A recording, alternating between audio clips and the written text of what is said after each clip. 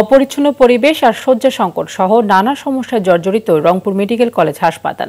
রয়েছে সুপেয় পানির সংকট, সেই সঙ্গে বিদ্যুতের ঘন ঘন লোডশেডিংয়ে দুর্বিষহ অবস্থায় রোগীদের।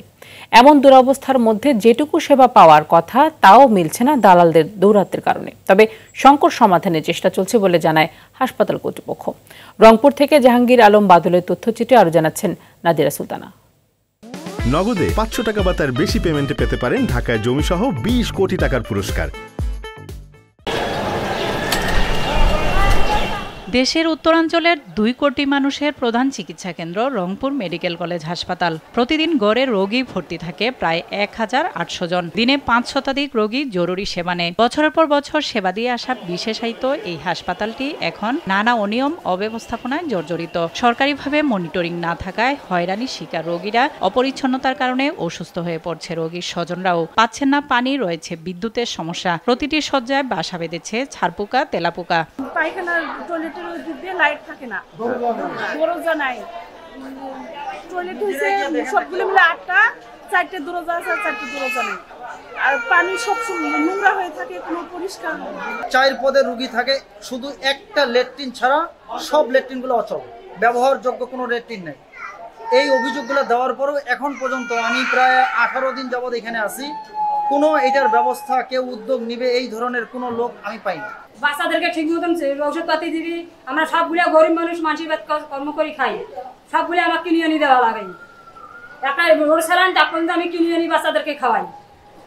কেউ আমাকে একটা সিস্টার আমাকে একটা স্যালাইন দেয় না।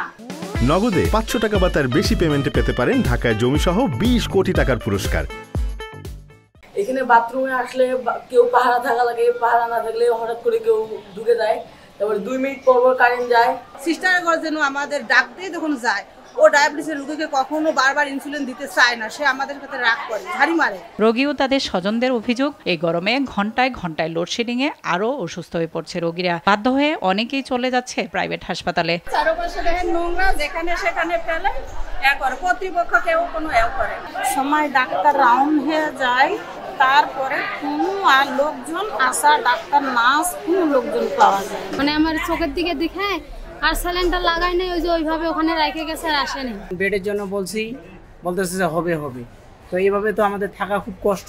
এই যে সিজারের পেশেন্ট ওঠা নামানো একটা ব্যাপার ফ্লোরের মধ্যে, আর প্লাস ওই যে ফর্মটা দিচ্ছে, ফর্মটাও তারা নিয়ে গেল কালকে। সংকট সমাধানে ব্যবস্থা নেওয়ার আশ্বাস দিলেও অপরিচ্ছন্নতা ও দালালের দৌরাত্মের বিষয়টি এড়িয়ে যান হাসপাতালের পরিচালক। পানি সরবরাহ সবসময় ঠিকই আছে, হয়তো কোনো সময় দেখা যায় যে কোনো জায়গার কোনো ওয়ার্ডের হয়তো একটা কল নষ্ট হয়ে গেল, সেখানে হয়তো পানি পড়তেছে। আমাদেরকে যদি তাৎক্ষণিকভাবে জানানো হয়, আমরা সংশ্লিষ্ট অনবর্তকে ডেকে এনে সেটা আমরা সারানোর চেষ্টা করি, বা কোথাও যদি কোনো এরকম সমস্যা থাকে আমাদেরকে জানাইলে আমরা সেটা। আর আমরা এমনও প্রত্যেক দিনই আমরা আউটডোর ইনডোরে মাঝে মধ্যে রাউন্ড দিই, যে সমস্ত জায়গায় আমরা সমস্যা দেখতে পাই তাৎক্ষণিকভাবে চিহ্নিত করে সেই সমস্যাগুলো সমাধানের চেষ্টা করি। চিকিৎসা সেবার মান নিশ্চিতে পরিচ্ছন্ন পরিবেশ, নিরবিচ্ছিন্ন বিদ্যুৎ, পানি, ঔষধ সরবরাহের পাশাপাশি হাসপাতালকে দালাল মুক্ত রাখার দাবি স্থানীয়দের।